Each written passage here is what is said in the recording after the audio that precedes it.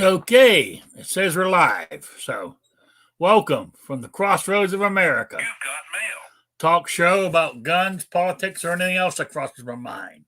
Answer questions from the audience, either in the chat or by email at rickslifeasiseeit at gmail.com or spottedrick at gmail.com. I have a Patreon page, PayPal, and all the other good stuff in the info section below. So, got that out of the way. So, hang on, I'm trying to do two things at once here. I'm not sure where I'm going with this, but all right, there we go. All right, okay. Let's see who was first in the chat tonight, or this afternoon, I should say. Jerry Parker, gun loving grandpa. Sabrina's here, and that's all we got so far that are showing up as talking to me. And believe it or not, I don't even have a panelist join me today. The invites have gone out, but nobody's here. Hey, Jacob S. has joined us in the chat. How you doing? Did your package arrive yet? Because I did mail it. So, anyways, I said I got nobody to introduce on my panel because nobody's showing up yet. So, if somebody comes in, I'll do the introductions then. But as I was saying in my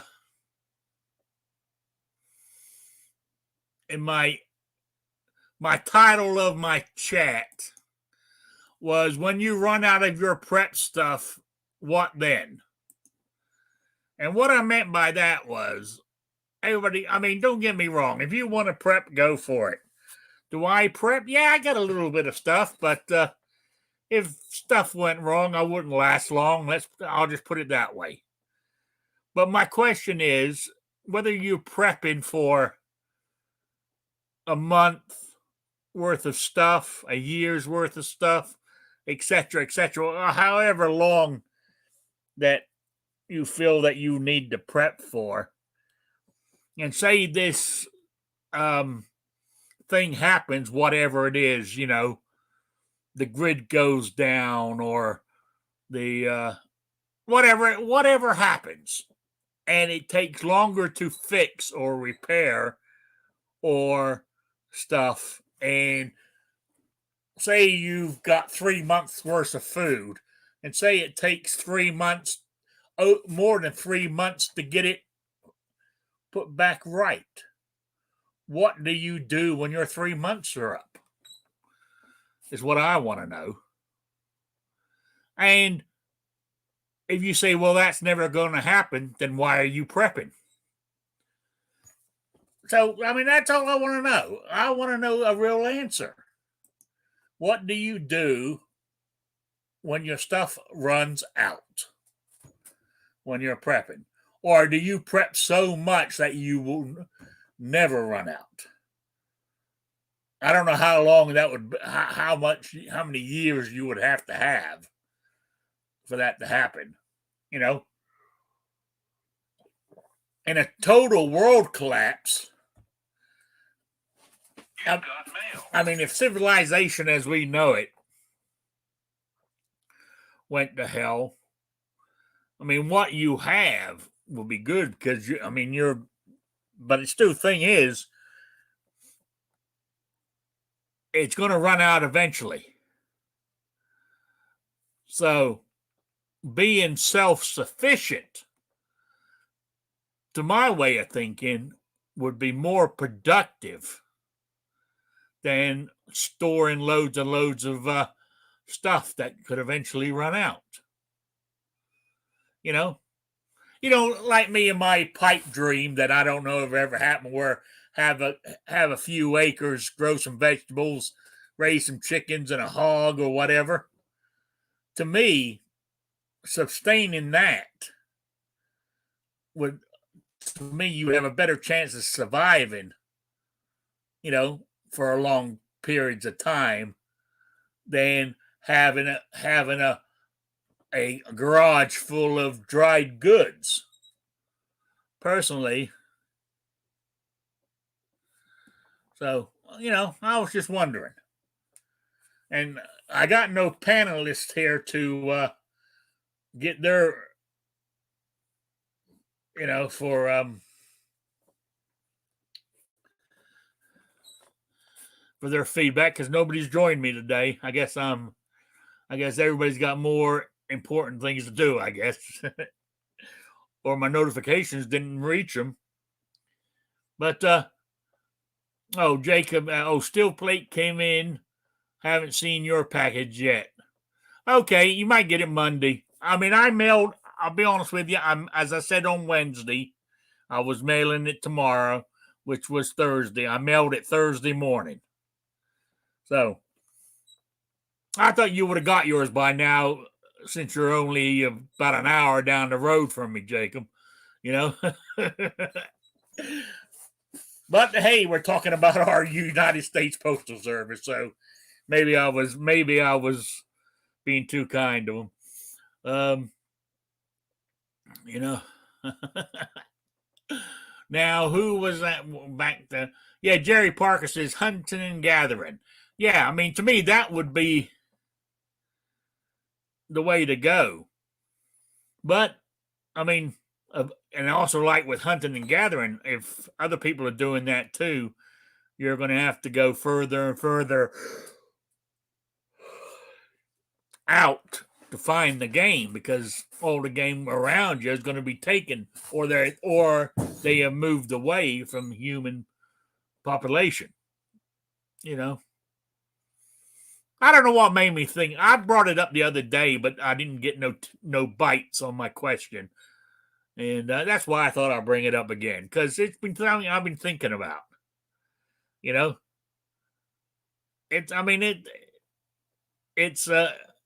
It's sustaining that.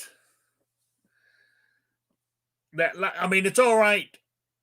Where I'm saying is, say you doing vegetables or what you call it, and you can stuff, can your vegetables and stuff. You can even can meat as well, to use at a later date. But why why it's canned, you're still growing some. So to me, that would be a better way to go than just having a garage full of dry goods that will eventually run out. Because once you run out, what are you going to go steal it off the guy who's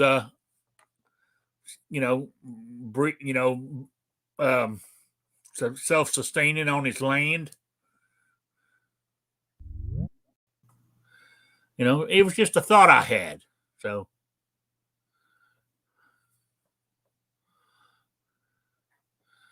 yeah, so hey, that wouldn't surprise me, Jacob, that our mail gets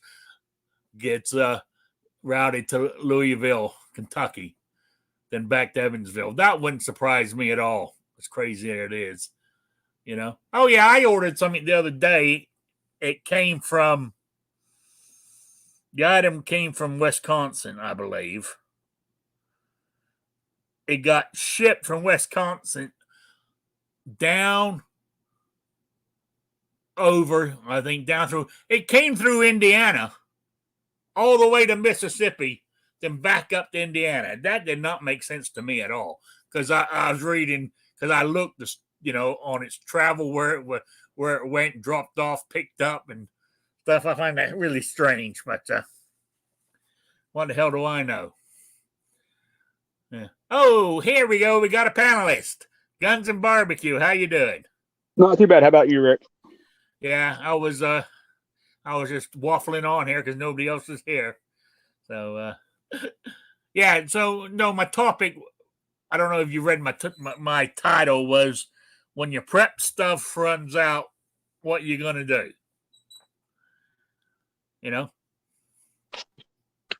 Yeah. I mean, so you say you've prepped enough, or you've got enough stuff put away for 6 months, and whatever hurricane, natural disaster, power grid's gone down, water's got contaminated, but it takes longer than 6 months to fix everything back to the way it was. What are you going to do if you've used it all? What I was saying is being self-sufficient, to me, would be a better way to go than prepping. You know, like growing your chickens, growing your hogs. Yeah, I think being self-sufficient is hand in hand with prepping, really. I mean, I don't think I know any preppers who aren't doing a little self-sustainability, you know, whether it's just collecting seeds and, making sure that they store them properly. That way, if they need to use them, they have them. Whether it's, just really anything like that. Like you said, raising chickens, raising hogs. Yeah, I was just, this is what I was just, because mentioned this the other day. I didn't get no bites from anybody. So I thought I'll bring it up on a topic again as a real topic. Because it's because I've watched some channels who are preppers. And I know a lot of gun people are preppers. I've noticed that. A lot of people who are into firearms are also, a lot of them are into prepping, And I'm not saying I've got a few, as I said before you got here, I got some stuff, but I wouldn't survive long because I started it, but to be honest with you, I haven't done anything in the prepping side for months and months and months. So. Yep. Yeah, it's like, everybody bought all that toilet paper last year. And I remember when all that happened, I was like, I better run out and grab a package. So went out, grabbed a package, and shortly after that, I had to get it, or I had to use it because what I had run out. So I was glad that I had gotten it when I had. But I was like, well, I better get one of these just in, have on the shelf. That next package that I got to have on the shelf, I just opened up 2 or 3 days ago. And I'm sitting there I'm like, I've got 2 daughters that don't know what it means to ration toilet paper. And like, I don't get me wrong, I buy the giant bulk pack, but nonetheless, it took a year to run through that. And I'm like, there's people that were buying a dozen of these things. Oh yeah. See, yeah, I agree with you there. I mean that one always fascinated me. The way people went after toilet paper. I know we're meant to be a civilized nation and sophisticated and all that, but what did they do before toilet paper was invented? But anyway, Jacob S. says, I say always have at least enough food that you can sustain yourself for at least a month and continuously cycle through the stock. I'm not disagreeing with you there. But what happens, whatever situation has come up, lasts longer than a month. And you cannot replenish. What do you do? I think what might be a good idea, which I'm sitting here doing a whole lot of preaching, not practicing, because it's something I keep meaning to do and I just never get around to it. But, if you just want to have a month or two of food stocked up, so your dry goods, canned goods, all that fun jazz. And the scenario pops up like Rick's talking about where, the sun has been having some really big solar flares, things like that. I mean, it seemed to have peaked in like 2008, and it hasn't gotten worse. But I believe it was like 1850s, there was a massive one. If it happened today, they're talking, if that happened today, it would take 6 to 8 months to get power back to majority of the power grids. So, and that, that's something that could happen, So if that happened, what would you do? And I think, fine, have a few months worth of food and stuff stocked up, but then stock up on MREs. Are they actually? I hear some of the new MREs are actually pretty tasty. That's what I heard too. So there is that, but plus they're packed with calories. So even if you only have one of those a day, you're gonna meet your caloric intake. So that I think that would be a good way to go, especially with all these companies that are selling them in dry bins, and they're good for what 25 years or something. So you get a mess load of those and mark it down. I bought this in October 2021. So now you've got until what, October 2046. Yeah. Oh yeah. I mean, that's another thing too. I mean, I said I talk a lot, but I'm not practicing what I'm preaching either on the prepping side.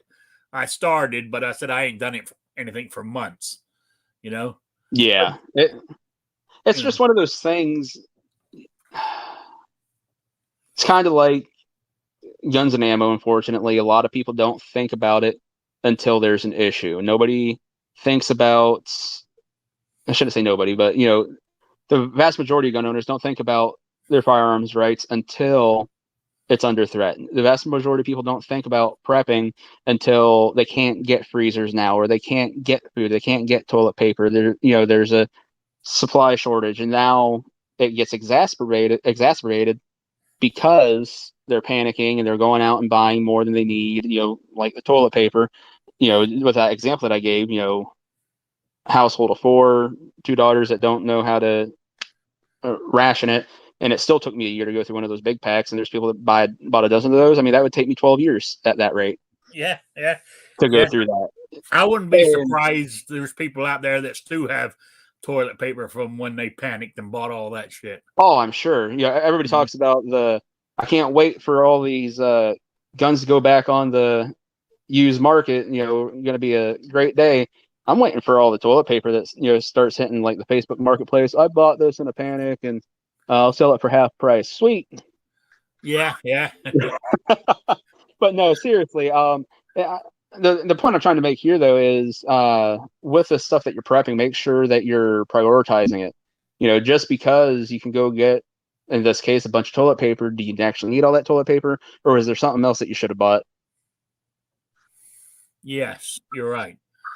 You're right. I mean, but as it goes back to what I said, like me, I'm trying to, whether it ever happened or not, I'm getting up. I mean, every day I get older, but where I want that acre or 2 acres of land to have some chickens and raise some hogs and shit on, to me, that would be, and grow some vegetables. To me, that would be better than stocking up, a year, 2 years of food in your cupboard, because you can keep, it's something that can keep going forever. Growing chickens and growing hogs and shit. I mean, it's just something I thought about. So, I don't know why. I just did. It just maybe because I'm living out here in the country and the old, the old.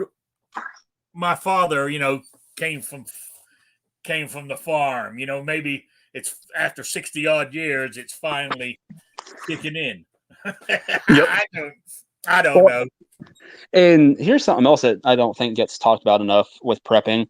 That's just prep your knowledge. The last thing you want to do in any situation is have to figure out, let's say all this stuff happens and you get the flu, and now there's no medications, anything like that are readily available, and you go and find what you can find, in the medicine cabinet or something like that, and let's say it's expired. That stuff just being expired doesn't necessarily make it bad, but it may not be as potent. And there's things to learn about medications and antibiotics and things like that. So read up, learn that stuff. And that's another thing. Stock up on things like antibiotics, Tylenol, pain relievers, and things like that, because when stuff does go down, you're only going to have it for so long. And let's say a shit hit the fan situation. Yeah, that's what I was saying. I'm not saying don't do it, but think about what you're going to do if it lasts longer and what the amount of supplies you have. Yep. That's what I was getting at. And the other thing with the knowledge, again, on the medical side, learning what plants, act as antiseptics, what plants can help be a pain reliever, things like that. Yeah, yeah, yeah. The only thing that worries me about if something like that happened, I was thinking I think maybe a lot of my medication I'm on, maybe you could find a natural substitute for it. But is there a natural substitute for, you know, diabetes, insulin?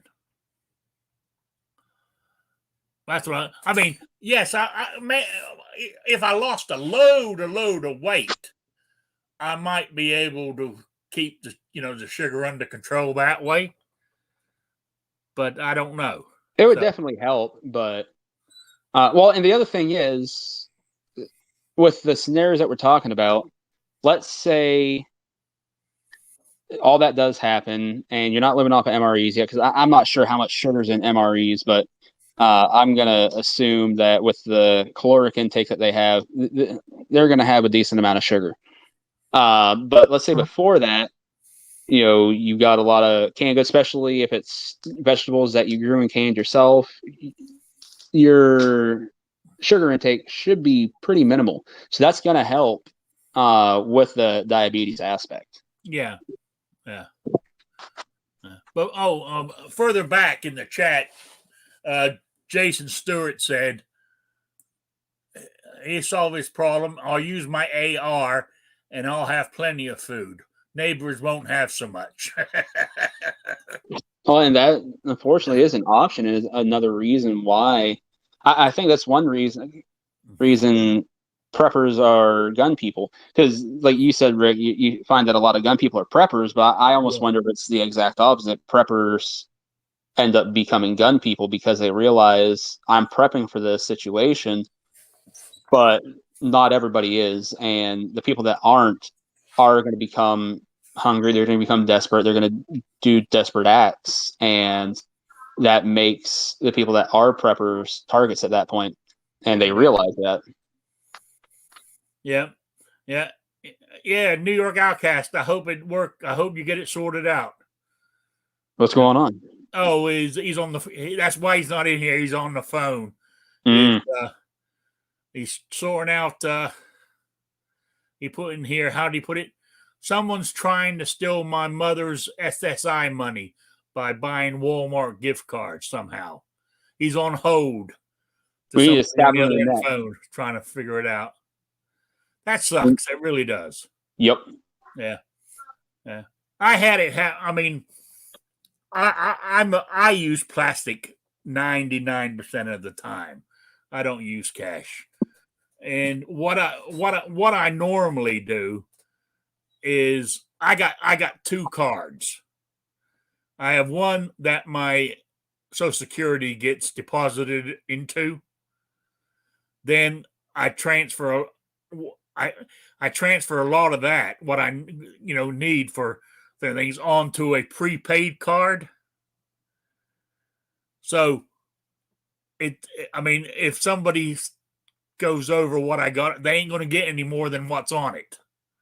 You know what I'm saying?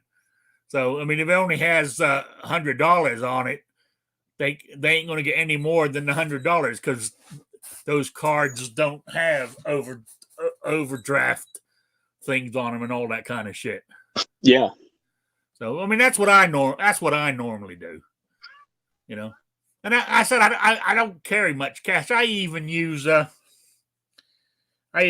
plastic when I'm down at the diner in the mornings for my $5 breakfast. But I might have to go to the ATM or the and grab cash, because she's starting to charge a fee for using the plastic. 2 or 3%, probably. Yeah. It's not a lot, but if you use it every day, it adds up. It does, and I mean, all it is the fees that she's getting from the bank that she's passing on to the customers, which is understandable. Because I agree. Yep. I agree, because most places do it. You just don't even know it. Yeah, And I can understand, this last year with she was shut down for months. You know what I'm saying? So her business is not back to 100%, but it's damn close. And it's costing her. I don't. Yeah, I don't blame her for doing it. But I'm just saying,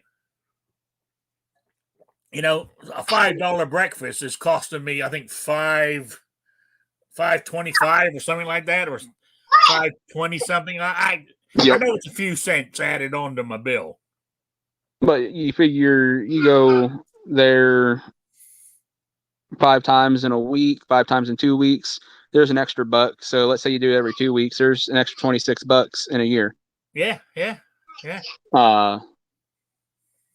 But yeah, I've actually the last year and a half, I've been doing a lot more stuff with cash, mainly because I wanted to try and do a little bit of savings, and I find it really easy every time I get a 1 or a 5. If I make it home with that 1 or a 5 in my pocket, it goes right in a pickle jar that I keep, and then I just don't touch it. And I actually started saving tens even. So anything that's not a 20 or higher ends up in that pickle jar. And it's amazing how it adds up. Oh, I'm just reading the chat. Sorry, I'm laughing reading the chat. New York Outcast goes, I've been prepping for over 10 years. It's a shame I got to miss a prepping show. Yeah, I know. We can always bring it up again.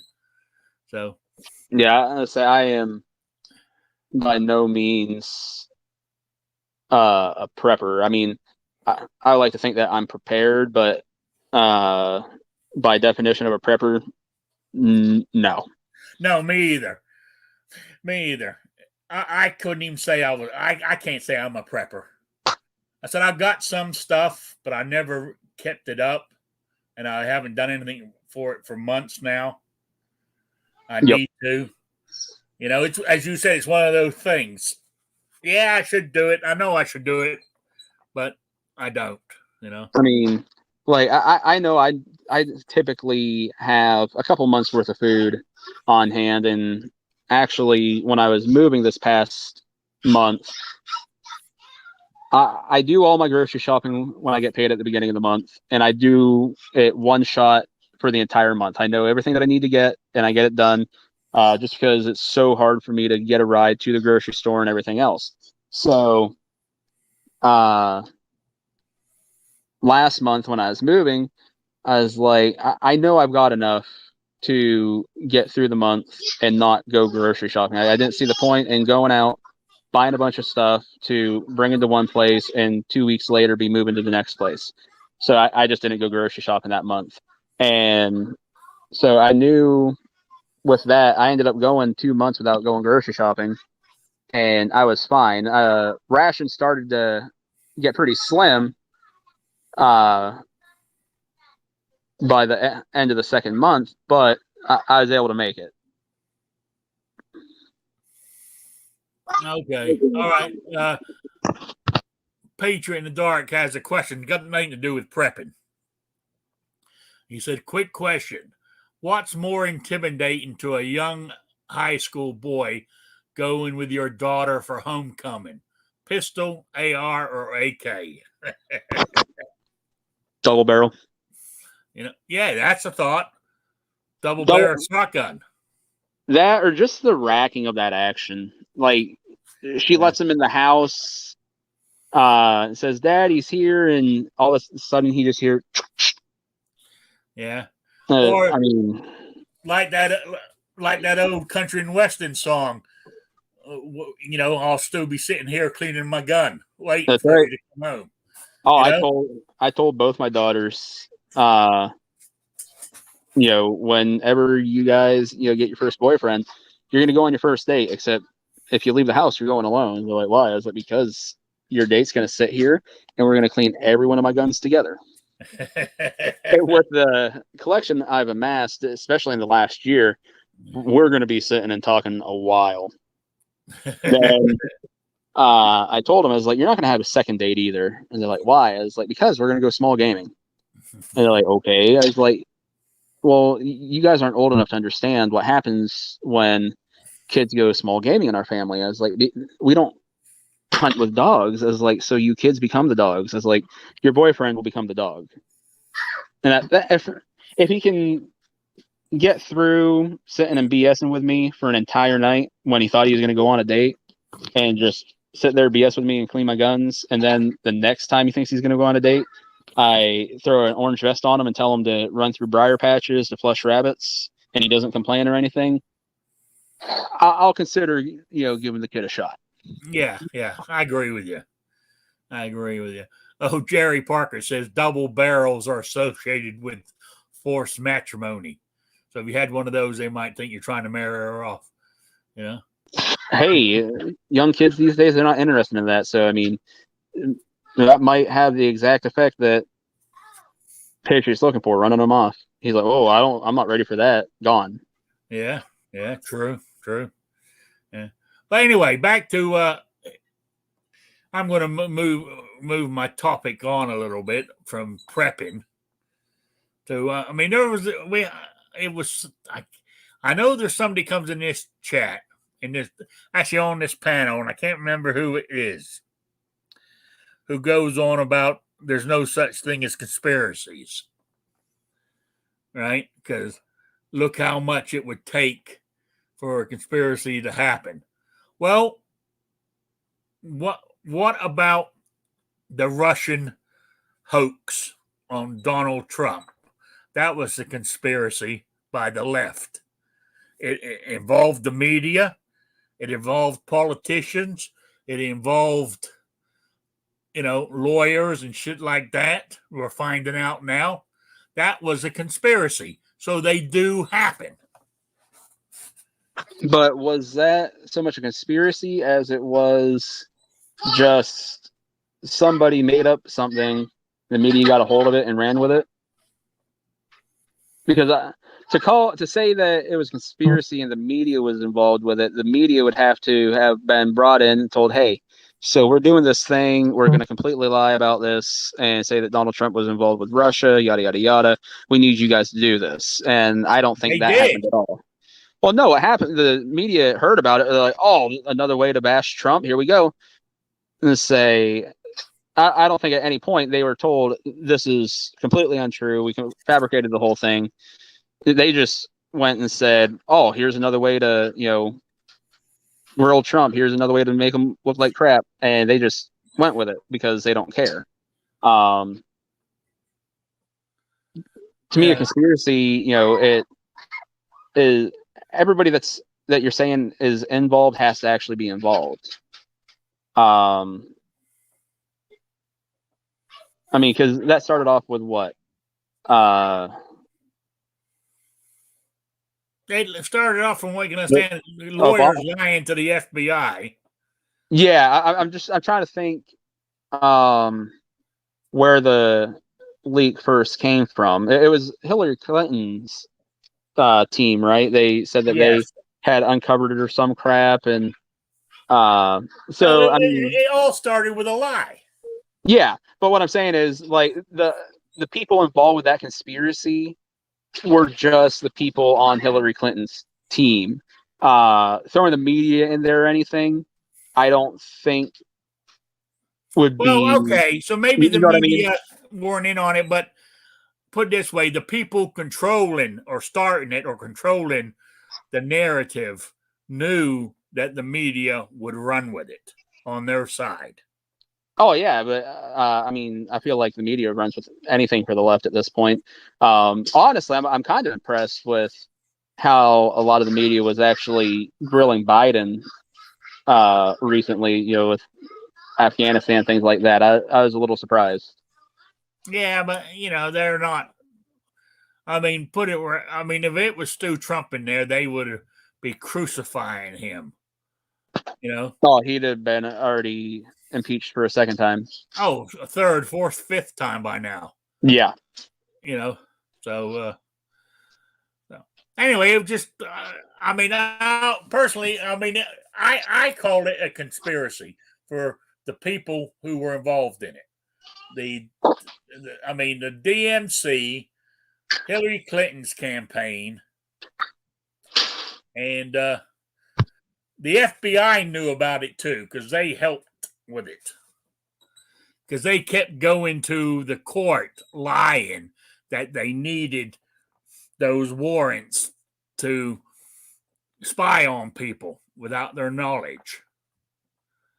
So, And say, and I think one of the reasons people say that there's no conspiracy theories is because all the conspiracy theories that get proved true aren't conspiracy theories anymore. They're just, oh, this actually happens.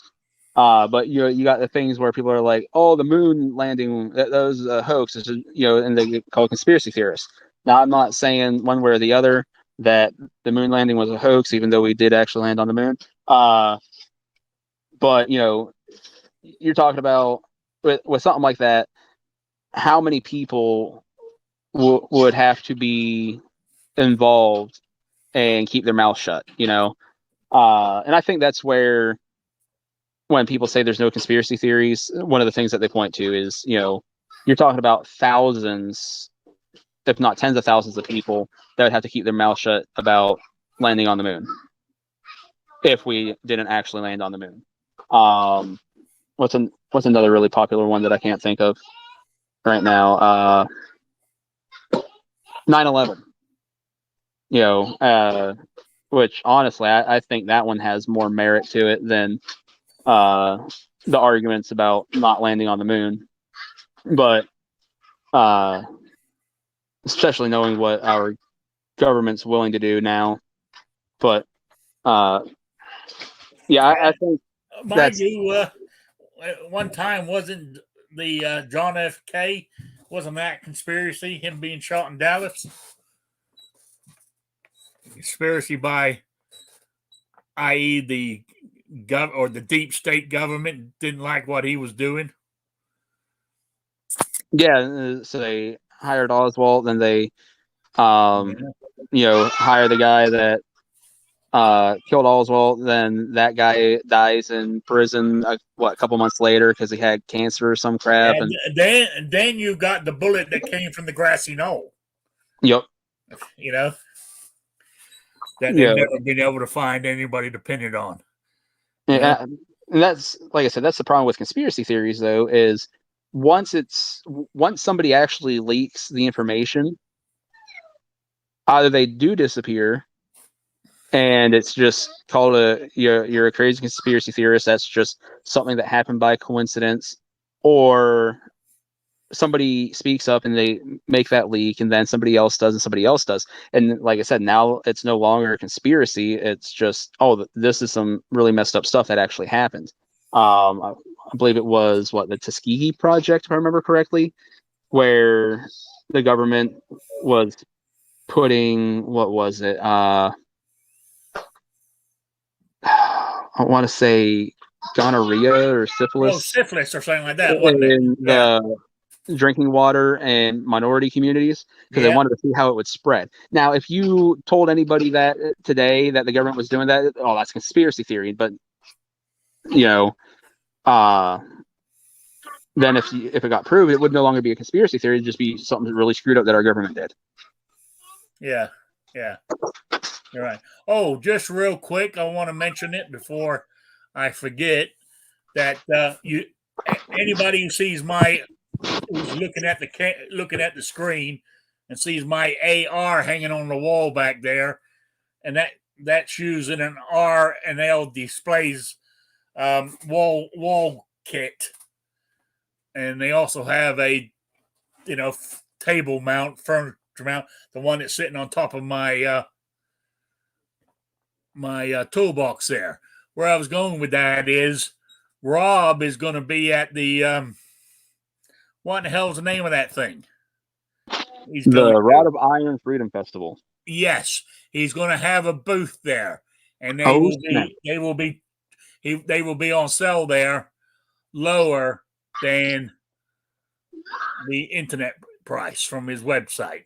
But if you can't make there, you can get it. But to help you out, go to rnldisplays.com and check out, type in Rick's Life, and you'll get a 15% discount. So, which should help you, be comparable to what he's selling them for at the show.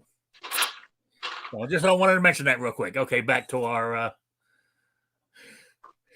Yep. Mind you, shipping is included on that price when you order on the website. So, just wanted to mention that. So, okay. So, yeah. Oh, what were you going to say, Rick? No, I thought you were about to say something. Oh, I was just going to say I might actually have a way over there, but I'm faced with a moral dilemma at this point. Because I found out that my daughter's football game and cheerleading event, the last one of the season, is the same time. Oh, I lost him. Oh, he's back. You back? A bad connection.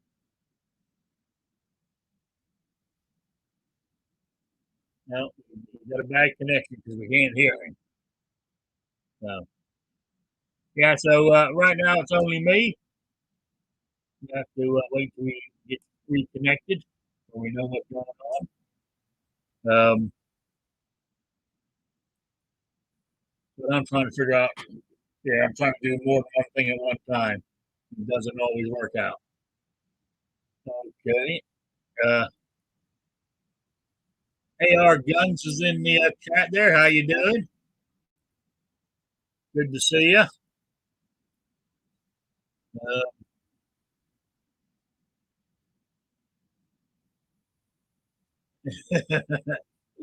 Tens of thousands fill out NDAs all the time. You just can't talk about it. Well, what are we talking about? Conspiracies? People sign NDAs so they won't talk about what's been going on? So, I don't know. I just think conspiracies are a real thing. I mean, there's some wild ones out there that I think, come on. But, little ones I think can happen.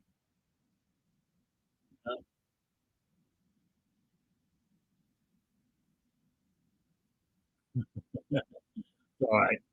There you go. Of course, there's a midnight range lowering the tone of the chat. I'm not even going to read what he wrote. All right. My next thing on my list here I got to talk about is, let's call it the gun manufacturer, Smith & Wesson, moving its corporate headquarters down to Tennessee, leaving Massachusetts. Nostalgia. I think it's a shame because they've been there for 160, 170 years. And they're finally, they're pulling up and moving their headquarters down to Tennessee, which are giving them a better deal tax-wise and all that kind of good stuff. And, in that sense, I can understand why they're doing it. Are you back with us yet, Barbecue? You connected? No, it doesn't. Nope. He's having internet connections now. So, damn, popping in and out. So you guys only stuck with me here.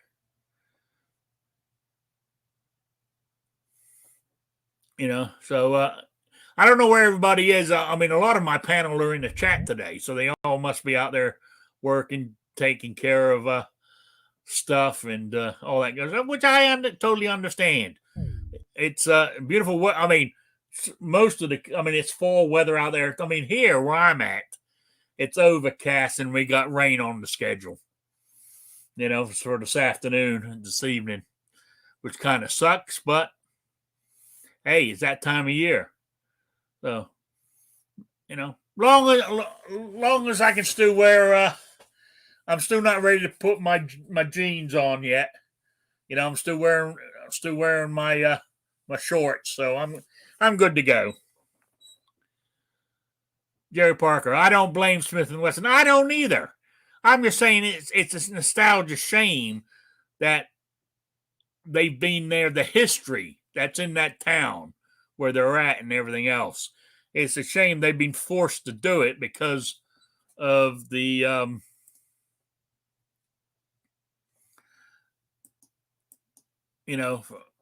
it's a shame that the state is doing. Plus, a lot of the stuff that they manufacture, they don't. There's only a few things they manufacture in Massachusetts now, anyway, and they're keeping some of that going there. But a lot of the firearms they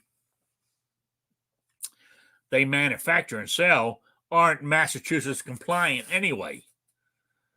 So it's good luck to them in Tennessee. That's gun friendly state. So I think they're offering them a good deal on the their taxes too for moving to somewhere. Plus, it's creating jobs in Tennessee. I think Tennessee is one of the most up and coming states lately for jobs and everything else happening. So it's just something I was, like, I mean, who else started up there? Well, I mean, what was it? Winchester started in Connecticut, I believe. Smith and Wesson. Sig is still up there. What? They're in New Hampshire or Vermont. I can't remember which one of those states. They're up there. There's been a lot of gun manufacturers come from the northeast of the country, and a lot of them are left because of the high taxes and shit those states put on them. So anyway, New York Outcast said he's still on hold for the second time. Quite surprised you got hold of anybody on a Saturday. So, oh, right. I don't know. I mean, I was just Guns and Barbecue. You back yet? You connected? Yeah, this friggin' gun chamber thing sucks. What the frick? God, is it gun chamber? I have no idea. It could be, But I'm glad you made it back. I'm glad you persisted and made it back. I just try every time I would try and come back in here, it would say live. It would go to say streaming, and it just make this sound, and I'd have a black screen. It wasn't even booting me out at that point. It just wouldn't bring anything up. Right now, are you on a computer or you're on your phone? I'm doing it on my phone. I think it has issues with the phone. I was looking for the phone number because there used to be a phone number on here where if you couldn't get in the room normally, you could call the number and join the room that way. And there's no number there anymore. I was like, well, can't try it that way then. Oh, I mean, I think it does offer a phone number. Let me have a look. Invite somebody. Oh yeah, it does at the bottom. Where it says invite somebody, I think if I sent the invite through the actual thing, yeah, because it says dial in. Yep. 843-572-8611. There you have it, folks. If you want to join in. Yeah, there you go. But yeah. But then he's got a PIN number. So do you have to put the PIN number in to get in? Probably. See, the PIN number is more likely that phone number gets you into the gun chamber or the program he uses. Yeah. And the PIN number gets you into the room. It used to, when I would click the link, bring me to the page that it brings me to, where then I could click join in and all that. But below that, there is always this thing that gave the phone number and the PIN to join the room if you wanted to call in. It doesn't do that anymore when I click the link, though. Okay, I'm trying to think. Okay, what's that do? Hang on. So I'm looking at the thing right now, so let me see what this does. It ain't doing nothing, so So anyway, yeah. I mean, because anybody got the phone number down, they want the pin. It's 463-928-181 hashtag or pound sign, whatever you want to call it. So yeah. So there we go. You still there, got the barbecue? Yeah, I'm here. Okay.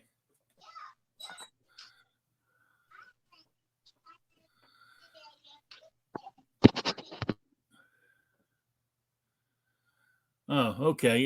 Jacob S. telling me there's an online auction going October 16 here in Indiana. So nice. Yeah, on firearms. Let's see. All right, I might have to look into that. Mind you, I said I'm going to look into it. I ain't got no spare cash for a new firearm right now. You know? Sure you do, Rick. Yeah. All about prepping money. I know. I do. I had budgeted for me to go. So I've budgeted to try to buy some primers this month if there's any out there. I'm going to go to a few gun stores around the area that that I use to get reloading supplies from, see if they have any. If not, then I maybe I'll try to save the money into next month. But I doubt, knowing me, money burns a hole in my pocket. So, Patriot in the Dark says Rick uses the same room. So if you joined recently, you can go to your phone and just hit it and connect. That's how he does it. So there we go. All right. What else are we going to talk about? Man, I've been rattling on for almost an hour here. Jeez. Yeah, just about. Yeah. And I don't know. It's a strange one. I mean, I applied. I mean, besides, everybody, I've told everybody how I'd love to have an acre or two. Whether that ever happened, I don't know. But I've also applied to special housing here in the little town of Birdseye. They do have a little section of one room apartments. They call them apartments. It's all on one level. That are for disabled. You have to be 62 and disabled to get in there. Well, I qualify on both counts. So I sent in an application, see what happens. Nice. I don't really want to move, but if the price is right, I just might do it. Because I said when I moved here, I moved here because the cost of living is cheaper here in Indiana, and it still is. I was thinking in Rhode Island, and I think if I was still there, I'd be living on the street. You know what I'm saying? But here, what happened was after being here for just shy of a little over a year or so, I think it was. The landlord I rented off of sold out. Well, there was about 6 of them. Had this little consortium here, and the rent here was unbelievable. It was one of those prices. If it's that low, there's got to be a catch. But there was no catch. They were just, they were just doing it. Well, anyway, they were all in their 70s, and they didn't want the hassle of maintaining these places anymore. So they sold out to a guy, and he came around, introduced himself to us all, and said everything's going to stay the same. Then a week later in the mail, there's an official letter saying he jacked up the rent $250 in one go. For and he basically gave us 2 months notice. He said so and so on this date. I think it was in November or something. The rent will be X amount. It would be $250 more than what I'm paying now. I thought, you son of a bitch. And I did look for somewhere else then. But as everybody knows, I got the damn cats. And a lot of people don't want you to have pets nowadays. Yep. So I just stay here. I mean, we're in this long beating around the bushes here. Basically, what I was trying to say is that $250 was my play money. Yeah. I didn't have it allocated for anything, and so if this place in town is, I can get that back, I might take them up on it. You know what I'm saying? So. Yep. Yeah. That was one of the reasons that I moved. I call them the lesbians. It's my ex and her girlfriend. They are doing an owner financing for a house, and the property that they bought has a trailer on it, which it's got a basement. There's an addition on it. It's bigger than what I had.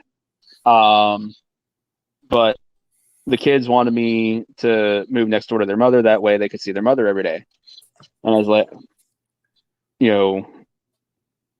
I'll think about it. And the trailer park I was living in came under new ownership, and they jacked the lot rent $150 a month. And if you didn't have your grass cut down to this size, they leave a notice on your door, and you had 3 days to cut it, or else they'd levy a $35 fine. All this happy horse crap.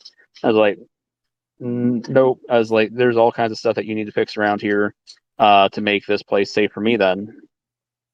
And, oh, what do you mean? I was like, ADA, son of a gun. And I battled them for about 4 months.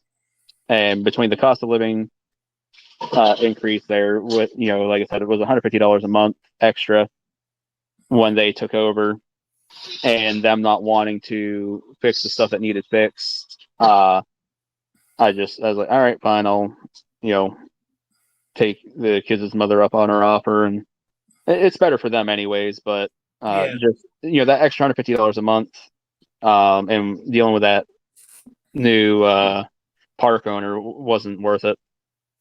Oh yeah, either way, I was going to be moving. Yeah, so I said I'll wait to see if I get they offer me one. They still might. I mean, I don't know how many people have applied.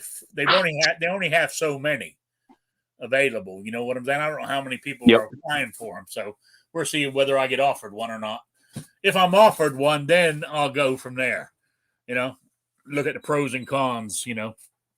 What I'm worried about, will they let, since it falls under HUD, I believe, under one of their programs, will they let me have firearms? I don't see why not. I know there's some places that won't. I'd say that's going to entirely be up to the property owner. But as far as HUD goes, manages it or whatever. Yes, as far as HUD goes, I don't see how they could restrict that, because they're a government agency. That would be a direct infringement. That's a lawsuit waiting to happen. But at the same time, I understand property owners' rights and all that fun jazz. Am I still here? I was getting a phone call, and but I understand property owners' rights and stuff. But I think if the property owner is taking government money, that they should no longer be able to restrict if you could have firearms there, or something like that.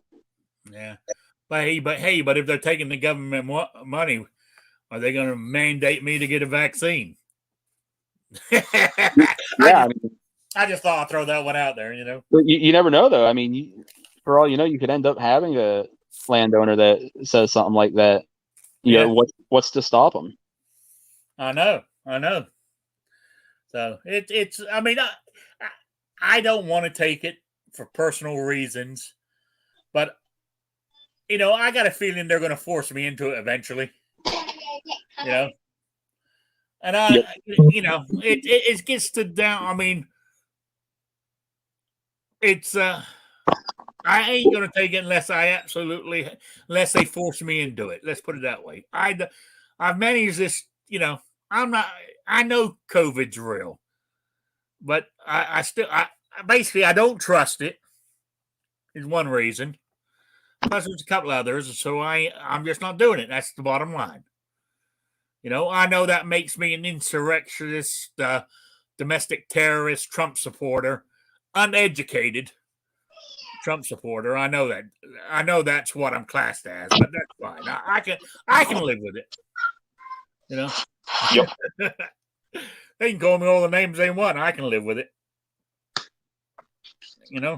Because I don't like people telling. I mean, I know it's asinine in certain ways, but there's certain things I don't like people telling me what I got to do.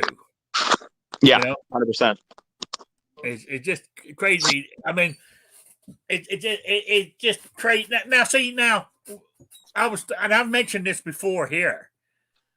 If they, instead of doing it the way they did it, if they had offered the vaccine to your family doctor's office, right? And because I see my doctor every 3 months because he does blood work, my AC1 for my diabetes and stuff. And if he said, "Hey, you need, got a COVID here, you need to take it," I would have more likely wouldn't even blink my eye and rolled up my sleeve. You know what I'm saying? Yep. But I ain't doing it now. That's just it. Bottom line. Who get a GoFundMe page? New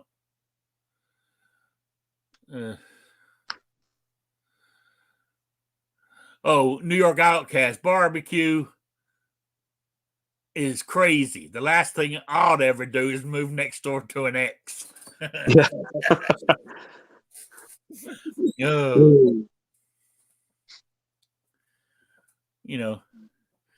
Oh well, there you go. But you hear what he said. It's the last thing I'll ever do is move next to an ex. How many X's has he got? Hold on.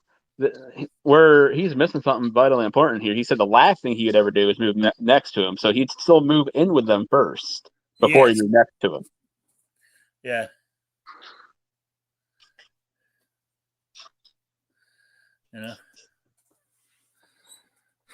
Yeah. Anyway, guys, I've had some good responses to my easy question on my quiz. I completely forgot to do that. Well, it's all right. I mean, the last one's already gone. The next one is due next Saturday. And, okay. Yeah, and it's next Saturday the 9th. And the last winner was Jacob S., by the way. And but where is it at? For the quiz for next week, it's real simple.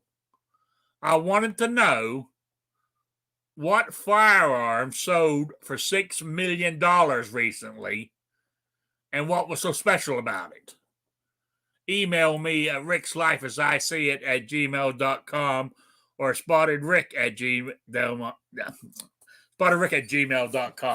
Get it into me by next Saturday, 12 noon Eastern time, the only time zone that matters. And you're being for the thing. I mean, it's some stickers and I think there's 3 patches in here. Plus, gun loving grandpa has thrown in a 6-inch steel target to shoot at as well. So there you go. And he sends his half of the prize out faster than I send mine out. So just mention, just what I'll say that, but anyway, so that's it for the quiz for next week. So there we go. What else? Is what you call it going on this week? Because I'm seeing videos, so I'm assuming it's either happened or it's happening at Iran veteran 88, whatever his name is. Is this shoot going on this weekend? Because there's videos from Will and Weld Armed coming out. He's put about 3 out today. I was just wondering. Does anybody know? So. Oh yes. Also, it's thank you, Kingpin. I forgot to mention that it was in my title. Hashtag Every Second Matters today. Today is the 2nd of the month, so every second matters. Like my hat I wear every week here, but I didn't go anywhere today, so I didn't carry open today. But I normally I do. If the second falls on a weekday or I go out, I mean I carry outside the waistband anyway, 90% of the year, and normally on the second, all I'll do is I'll just take my shirt and tuck it behind my holster for my gun actually shows. Here in Indiana, you can do that. I know it's asinine, but you can carry open if you have a carry permit here in the state. So it's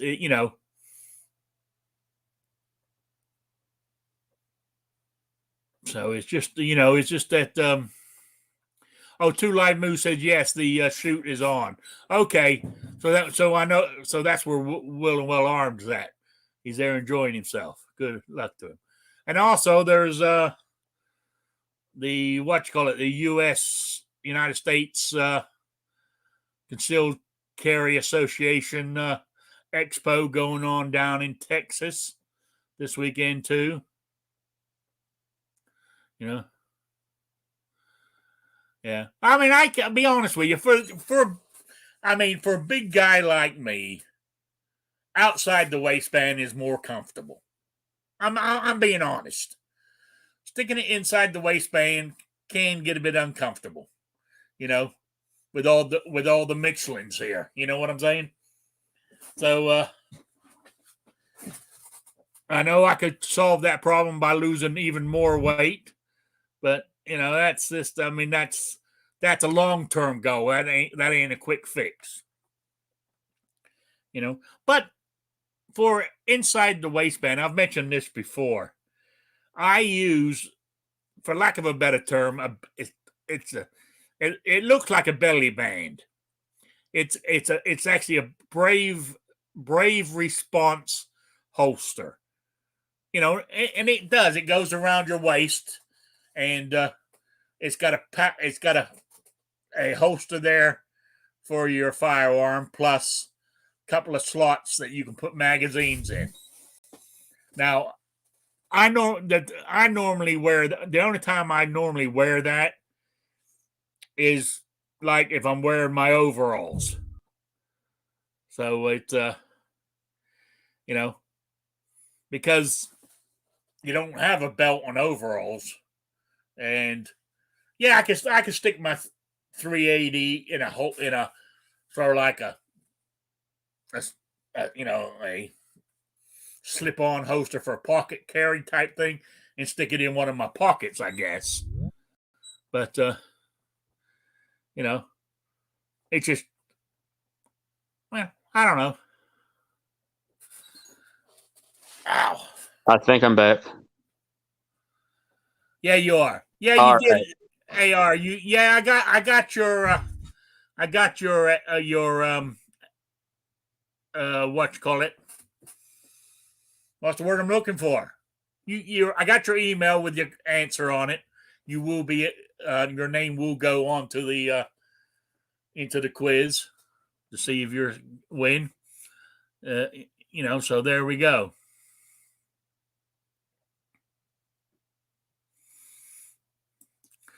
Okay, let's see. Jacob S says this next full week there is a PAS Tier 3 IDPA shoot at the West Side Sportsman's Club in Evansville.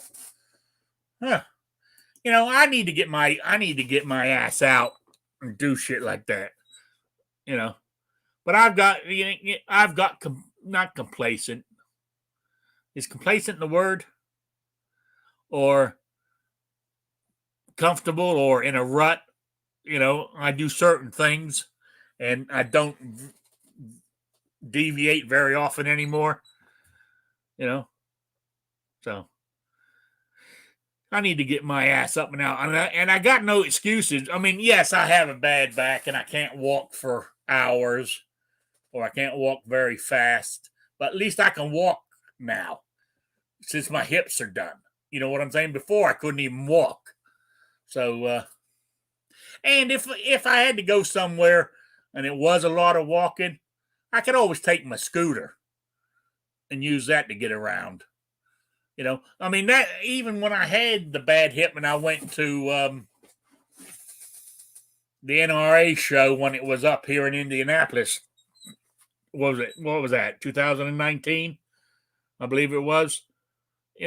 I would use my scooter to go somewhere, and then I would pull up to the booth or whatever. Then I would get out of it and walk around and look at all the firearms. See, I can do that, but one thing good about it with that scooter, like I think it was Squibb in Ohio 45 ACP. They would follow me because I didn't slow down. I just kept on going, and people stepped out of the way because I wasn't slowing down for anybody, and if they were walking behind me, so they got a clear shot to wherever we were going. I remember doing that. So, hey, I'm just waffling on here. Are you back with us, barbecue? Yeah, I'm here. Okay, all right. So anyway. You got anything you want to finish up with? Because we're winding this up. No, I got nothing. Okay. Any videos coming out? I'm dropping one a little bit later for Every Second Matters, like I normally do. Okay. It's just like I'm just doing shorts for that now. Just hey, this is what I'm doing today, and go celebrate Every Second Matters. But yeah, it is Every Second Matters, so everybody take a little bit of time. Remember that hey, it's the second and 2A. Yeah. So who you got? Who do you have lined up, or is that secret for your Women's Wednesday chat? Right now, if everything goes right, hopefully we'll be doing a interview with Gunpowder Beauty on Monday to premiere on Wednesday, and after that, good golly, will you stop throwing your toys? Oh, you better. Buzz Lightyear did it. Okay. But yeah, I got that lined up with Gunpowder Beauty for Monday. She said she had some storms rolling through her area, so we'll see how that goes. If we can't make that happen, then there probably won't be one this Wednesday. And after the interview with her, right now I got nobody. Got a lot of feelers out, waiting to hopefully get some messages back, but seems about half or 3/4 of the messages I send out, I just don't get replies to. So we'll see what happens. Hey, I know there's another one. Is what's called its wife? Missed Clovertech's wife. Oh, Clovertech. Yes, she's big into guns. His wife is. Yeah, I wasn't sure. I can't think of her name off the top of my head. It's gone blank. Arminthia. She has a YouTube channel too. Does she? Yeah. That I did not know. Yeah. I mean, she hasn't put anything out for a while, but she does have one. I say I knew she. Well, I shouldn't say used to have one. I mean, it's probably still active. I just knew there wasn't anything. No, there hasn't been anything she hasn't put anything out for a while, but I know she carries every day and stuff like that. So I'm just throwing her out. She might be interested or give you somebody to put a feeler out to. Yeah. And if she doesn't do it, she might know women who are in the industry or carry and stuff like that. Yeah, that's a good possibility. I just mentioned it to you. I did that interview with Brooke Cheney, and she's the Connecticut representative for DC Project, and she offered to get me in contact with a lot of the ladies in DC Project, which, you know, they've got a representative for almost every state. So I'm trying not to use that up yet. If I start having more trouble here in the future getting guests, then I'll start maybe saying, "Hey, bro, you know, can you put me in contact with a couple of ladies in DC Project and start rolling with them?" Because they are doing awesome work over there. That was really the yeah. reason for starting this project, was just because I'm so impressed with the work that those ladies are doing.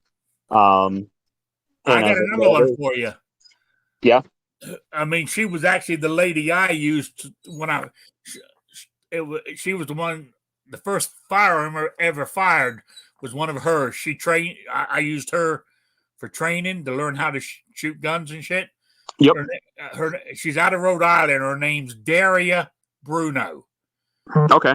Right. I'll send you her info. She's got a website. She's got a business she runs. She used to be, back in the late 90s, early 2000s, she was in the state of Rhode Island, Connecticut, Massachusetts, that sort of area. She was a big radio DJ on national radio up there. Oh, cool.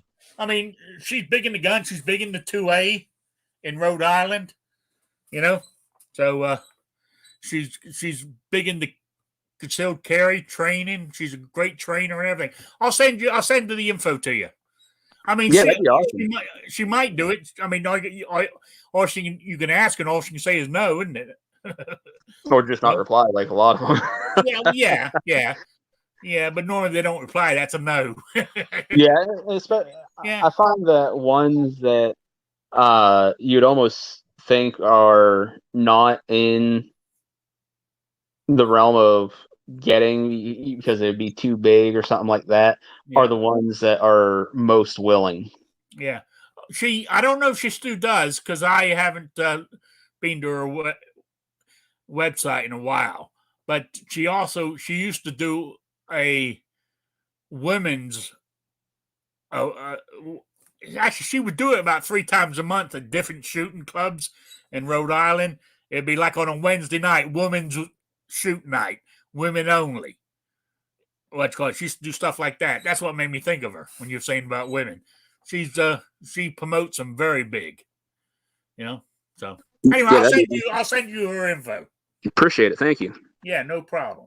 All right, so I'm going to wind it up early today because Rob's sitting on the phone, pulling his hair out. I mean, and Will and Well Arms at the what's his name's? Oh, here's Rob. He's finally joined us. You finally get through. You just hang up. No, I finally got through. You guys still going or show over? Well, no, I was just about ready to wind it up, but no, we can go on for a bit longer. All right.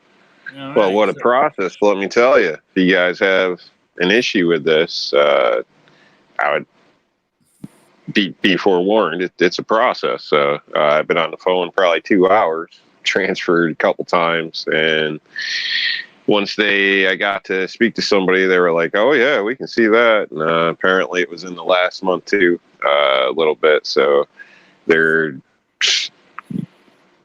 starting the investigation process. Has started. I got to mail some stuff in just for extra verification, but basically, so we'll pretty much let everybody know, since a lot of you guys are on, receive benefits or whatever. So. My mother does, and that's how I'm involved in this, I guess you could state. So,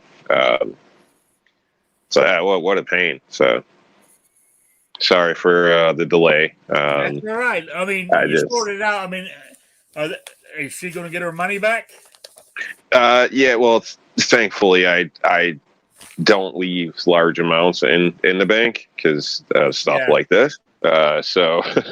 But her deposit this morning or yesterday morning from today, I didn't check it yesterday, but her normal deposit, I noticed when I got a new card today, activated it, that there was money missing. So they did get her at this point for at least that I can off my last 10 about $400 off the last 10 transactions, but that doesn't include last month as well. So yeah, not very happy about that.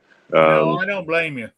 I don't blame so you. I instantly ran down, pulled out what it was left, so they can't keep doing it during the time period I was trying to dispute it. So what a pain. Oh yeah. Boy, I'd love to break somebody's legs. Let's put it that way. But like, that's one of the, you want to be a crook, steal from the insurance, steal from the people that steal from us. Don't steal from the people that, need this shit, quality of life. You know what I mean? That's just ridiculous. Don't steal from people who need that. I prefer you don't steal, period. But damn, don't pick on the poor people, or you know what I mean, or whatever. Yeah, I know exactly what you mean. What the hell? Yeah. And obviously they're stupid, because if they just took $1 out of the account and say 200 other accounts, we'd probably never notice. But they're just back-to-back $40 cash transactions for Walmart gift cards. So that raises a flag pretty quick. Yeah, it would. Yeah. Well, anyway, I noticed when you first joined us about the prepping thing, right? Yes.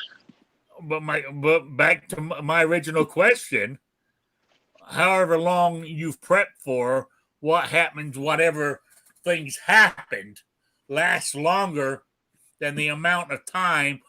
Say you prep, say you hold a year's supply of shit. What happens if whatever situation is lasts longer than a year? Well, I think that's when you fall back to your skills. Some of your preps should include things that can make items you need or recover them, in a sense.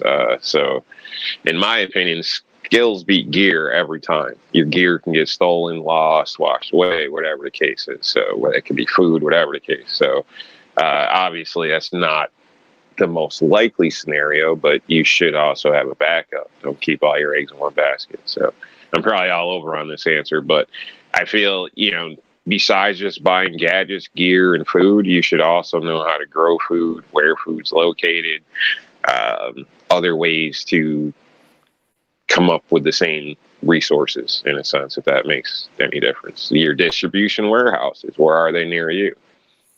Shit hits the fan, is it a crime? That's debatable at that point. Same thing medical. You're diabetic. How much medicine are you going to have? At a certain point, you might need more. Is it going to be a crime at that point? That's debatable. That's another issue. So those are things I feel everybody should already have mapped out in their local area, just in case. Yeah. But, as I was saying, you touched on it already. To me, my 1 or 2 acres, being self-sufficient, to me, would be better than prepping. I'm saying, but you can prep as your self-sufficient. Like I said, vegetables you grow more than what you're going to eat, can them. You can can meat that way too, if you need to. You know what I'm saying? So you've got a sustainable thing that's airtight in a container. They call it canning, but it's a glass jar. Yep. You know what I mean?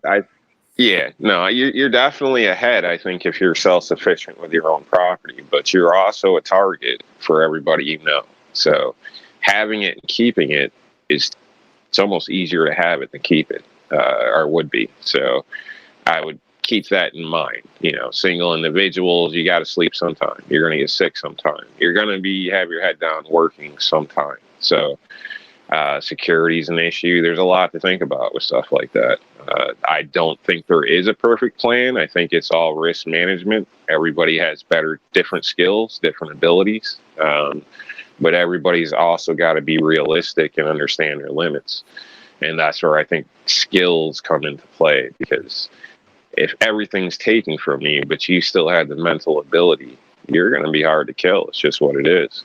Yeah. So, But it's a way of life. I don't think it's something you just click into. I mean, you can. Everybody starts somewhere, but it's, in my redundancy, is kind of a way of life, or trained into you, however you look at things. But some people, it's just natural. I don't even see it as prepping. I see it as common sense living. You don't know if you're going to break your leg next week, or if your boss is going to, I don't know, have a thing for your wife and fire you because she doesn't go with it or something. You have no idea. You can't predict the future. When I've traveled across the state before for work, I took my homemade MREs with me and ate those a lot. Just to save money. Was it an emergency like that? No, but it saved me money. It helped me out during the time. So, I mean, there's a lot of different ways to look at different things. Basically a lifestyle. So, I've been into it for years. I've done the alcohol stoves, cotton bog, like you name it. I've probably messed with some of this stuff, or I've made my own chargers. Technically, I'm probably more qualified to do that than a gun channel per se, like reviewer, because I'm poor. I don't buy a lot of shit. So, but I do build a lot of stuff. So, and I'm great at saving money and finding out an alternate way to get something done, in my opinion. You know what I mean? There's always roadblocks. It's how determined are you? So that's just, again, a way of life. So I think a lot of the basic stuff is great as far as prepping, this and that gadgets, but I really advise people not to depend on that, because again, all that can be taken, lost, broken, stolen, whatever. The skills you have in your mind could keep you alive. I mean, they could make you valuable to somebody else. They may make the difference on saving the old lady next door that saves your ass next week. So,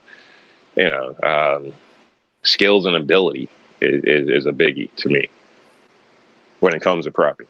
Yeah. I mean, Tommy Gunn in the chat says, do you have a tribe that can help you? I mean, if I was with a group of people, I mean, my skill set bringing to them is, being a meat cutter. I can cut the deer and clean, do the deer, clean out the rabbits and all that kind of shit. I can do all that kind of stuff. So anyway, hey, Squibload's joined us. How you doing, Squib? Hey guys. Man, I was winding it up, but then Rob joined me. Been a very quiet day, but I don't know if you saw my title. If you're holding enough prep stuff in your house to last you 6 months in case some disaster hits, what do you do if that disaster takes longer than 6 months and you can't replenish it? What do you do when it runs out?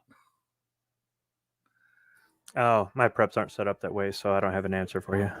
Okay. I mean, where I was going with this, I would think being self-sufficient, i.e., growing your vegetables, growing your chickens, your hogs, your cattle, or whatever, being self-sufficient that way, to me, would be a better thing than prepping.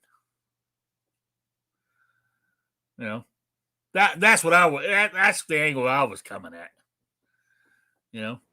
I talked to somebody about something similar to this a few days ago, and his thing was, I'm going to go to Northern Michigan. But Northern Michigan's rural and small communities, and people up there are kind of used to, like, if the lights went out, it wouldn't really phase them, right?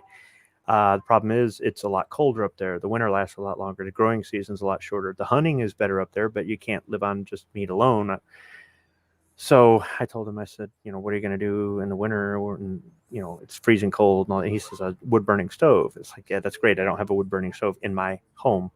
I got to look at it from the standpoint of, I live somewhere where I can defend my home and I can get by without certain utilities and stuff for so long, assuming that it isn't so freezing that we all, suffer from that and whatnot. So I think my answer is not to go to someplace even colder. So, you can have sustainability, but if you can't even keep your house warm, or you don't have a way to preserve what you have, whether it be through canning or salt or whatever the heck you want to, or you don't have a source of water nearby or that you can purify or something, then you can have all the preps you want, but you can't open a bag of warmth per se. So I don't really have any good answers for how to deal with that.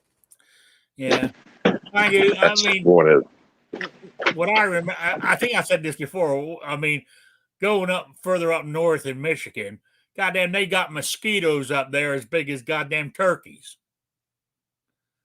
That's in the UP. Yeah. It's really, I mean, the whole state's a swamp, but up in the UP, it's prevalent, even though they have some of the higher elevations there, not real mountains, but they call them mountains. And they've got a lot of rocks and whatnot. They got mining and stuff. So they got a lot of copper and iron and whatnot up there. But with all the swamps, yeah, you do get some pretty big mosquitoes, but it's a short season up there. If you had a garden in northern Michigan and you couldn't start the plants indoors, you're probably not going to get much of a yield by the time the snow falls. Okay. Yeah. What's he show? What were you showing? I was showing you my homemade wood stove. It's one of them. Oh. So even me living in the city, I have 6 sources of heat just for that reason, redundancy. Maybe I can only source propane. Maybe I can only source kerosene. I don't know. Maybe it's going to be natural gas. Maybe it's going to be wood.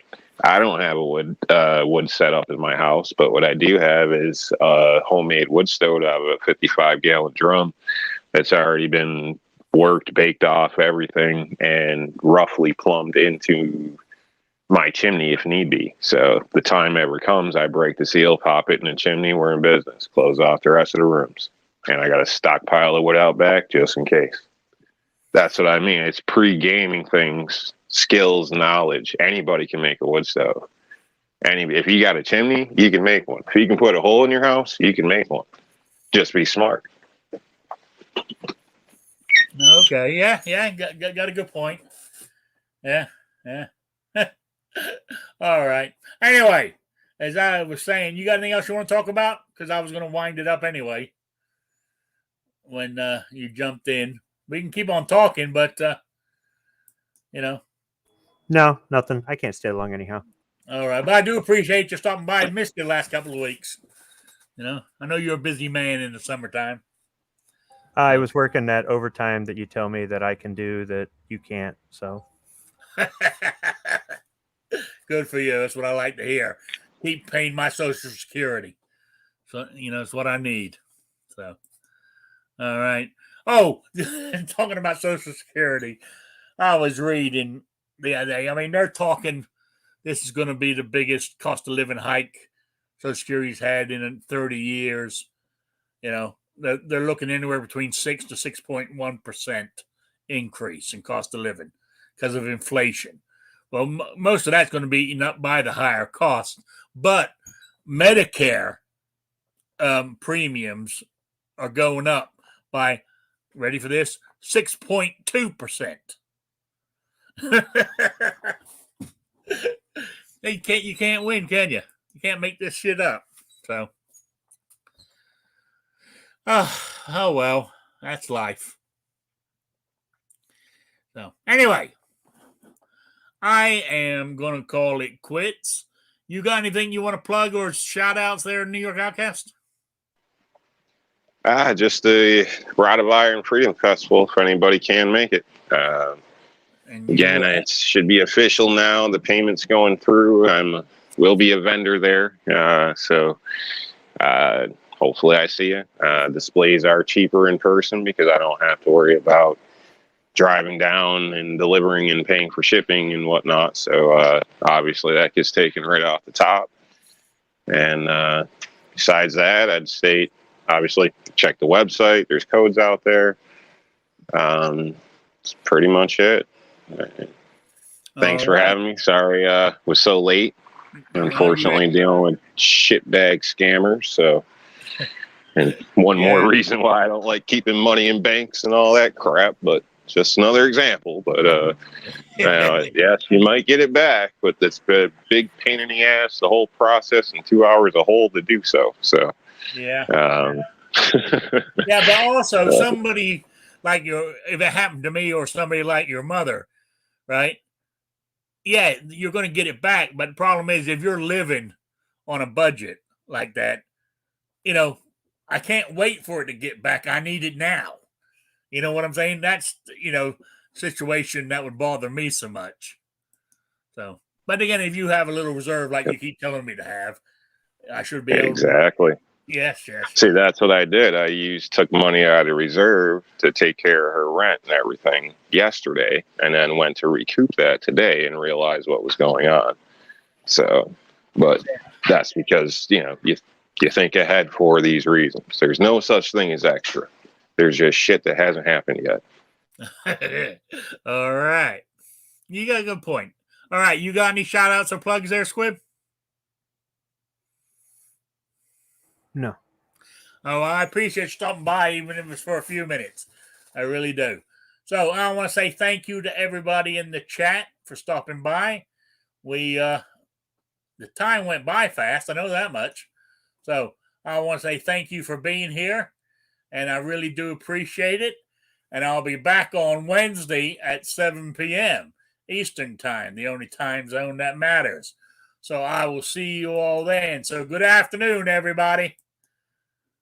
All right. Goodbye, Sabrina.